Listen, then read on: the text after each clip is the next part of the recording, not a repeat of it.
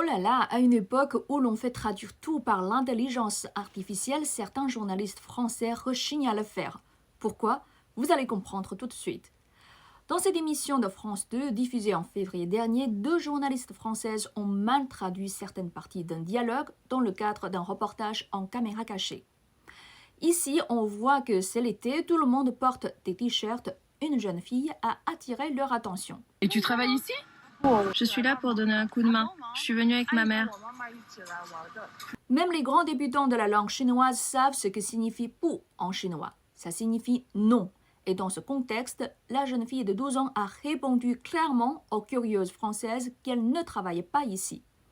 Mais le traducteur ou la traductrice du dialogue a pris la décision de ne pas traduire le non bien prononcé par la jeune fille, qui continue à expliquer sa présence dans l'usine par «我是陪我妈妈来玩的». J'ai fait traduire cette phrase chinoise par DeepSeek et ça donne. En effet, dans le contexte du reportage, cette phrase peut être traduite comme « Je suis venue passer du temps avec ma mère ». C'est l'été, très probablement pendant les vacances d'été, la jeune fille ne voulait pas rester seule à la maison, elle est donc venue passer du temps dans l'usine où travaille sa maman. Mais le traducteur humain du reportage de France 2 a traduit ainsi cette phrase. Je suis venue avec ma mère.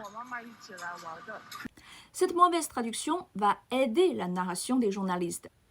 Après, ces deux journalistes françaises continuent à jouer leur rôle de grandes curieuses avec caméra cachée et elles demandent à cette jeune fille chinoise de faire quelques démonstrations. Et là, mission accomplie. Elles ont trouvé la preuve du travail des enfants. Et ce grâce à leur mauvaise traduction du chinois. Les traducteurs de l'IA font aussi des mauvaises traductions, mais ils traduisent tout. Il n'y aurait pas d'omission volontaire comme des mots importants comme non, passer du temps, nous amuser. Mais si on offre la traduction complète, est-ce que leur narration est encore valable? D'ailleurs, des internautes bilingues ne sont pas d'accord avec ce reportage, et je cite l'un d'entre eux. Il faut prendre un point de vue moins occidental sur le fait que cette petite fille travaille à Boudonnais. Quand on est fils ou fille d'agriculteur, on est sur l'exploitation de ses parents à cet âge-là. Et à cet âge-là, on commence aussi à conduire les tracteurs ou aider ses parents. Je suis contre le travail des enfants et la loi chinoise interdit le travail des enfants de moins de 16 ans. Mais je ne suis pas contre l'apprentissage du travail dès un jeune âge.